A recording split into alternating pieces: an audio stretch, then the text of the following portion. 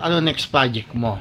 Yung Sanggang Dikit po with Dennis. Bawal pa po release yung pinaka-title kasi hindi pa po siya final. Pero with Miss Dennis po and with Miss Jeneline and Sir Dennis.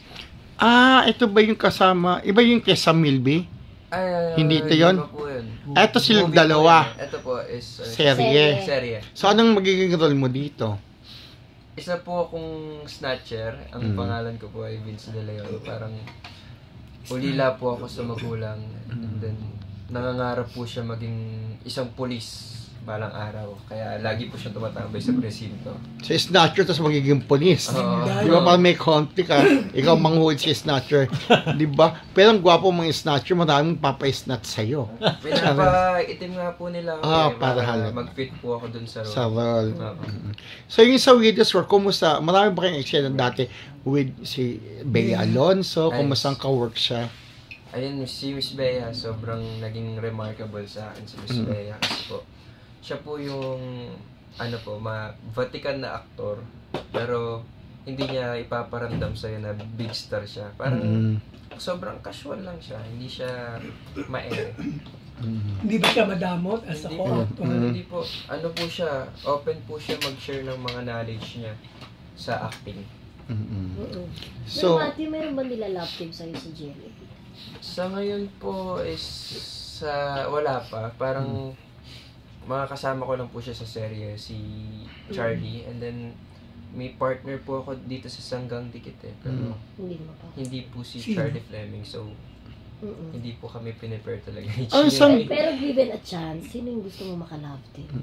Yun na po, si Jillian. Kasi nakikita ko magaling siya makisama. Sobrang mabilis lang siya makabind. Jillian Ward. Si Jillian. Pero ano ang tawag dito, paano ka napasok sa Sanggang Dikit? May audition, may ano, at action ba to? Kasi Sanggang Dikit, parang action dating di ba? Para po siyang, familiar po kayo sa Mr. and Mrs. Smith. Oo, yung sa abroad, yung pelikula, kay Angelina Jolie. So, parang ganun po yung concept. Sila yung parang Mr. and Mrs. Smith. Pero di ba wala naman jowa ngayon si Jillian? Sabi mo, gusto mo maka-love team. Pwede bang, possible ba na magparamdam ka sa kanya? Kinikilig siya, di ba? Pwede naman. Sa ngayon po kasi, medyo, pa po ako sa career, pero syempre, yung career mo na, si Jillian hindi. Pwede naman. Wow. Alam mo ba yung text niya, initial niya? Hindi, nagkaroon kayo ng chance magkakilala. Nagkakilala ka ng personal? Nagkita na po kami sa GMA Gala and mga other events pa po ng GMA. Nagkakaroon ng chance makapag-usap? Hi and hello. Hi and hello lang. Hi, hello lang. Pero nakausap ko siya one time nung kami sa Belo. Nakita ng Belo may Indoor. Oo. So, ibig sabihin kung si Jillian sabi mo, pwede naman. So, alam mo ba yung cellphone niya? Yung pwede mong i-text. Gusto mo talaga din. Gusto niya kasi gwapo naman. Wala pa yung job, may dimples pa.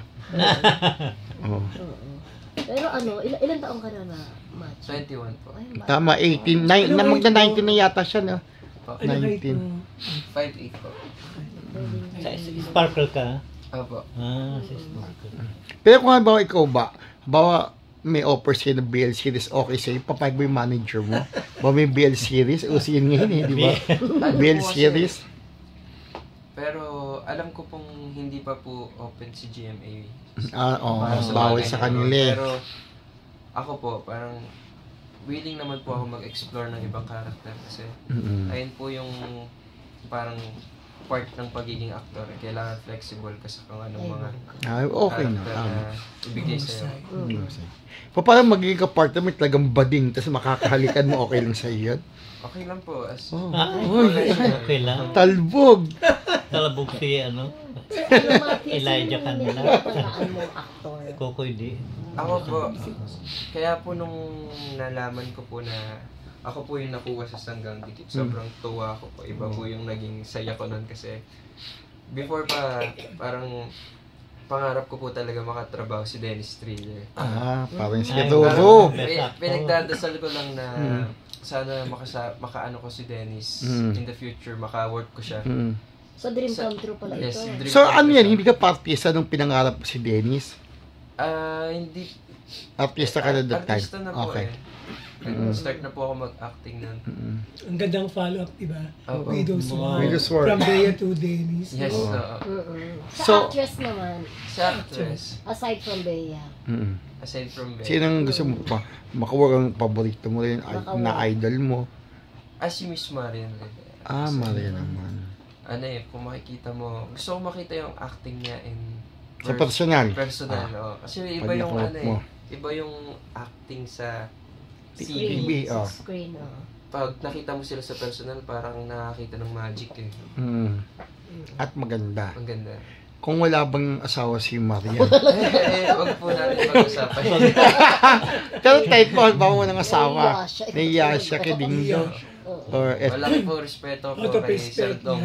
Pero ikaw, Mati, pinangarap mo talaga maging artista.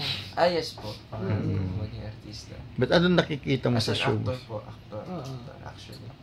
So, ano- Ba't nagkaroon ka ng interest maging actor? Oo.